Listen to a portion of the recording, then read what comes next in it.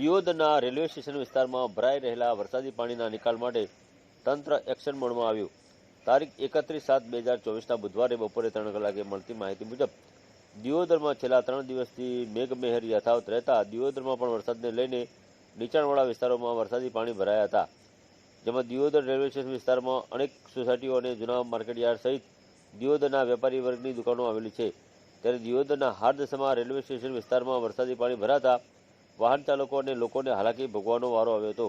ત્યારે તંત્ર પાસે લોકો દ્વારા લેખિત મૌખિક રજૂઆત કરાતા આખરે તંત્ર દ્વારા રેલવે સ્ટેશન વિસ્તારમાં ભરાઈ રહેલા વરસાદી પાણીના નિકાલને લઈને તંત્ર એક્શન મોડમાં આવ્યું હતું. રેલવે સ્ટેશન વિસ્તારના ભરાઈ રહેલા વરસાદી પાણીના નિકાલની કામગીરી અને પ્રી મોન્સૂનની કામગીરી હાથ ધરવામાં આવી હતી.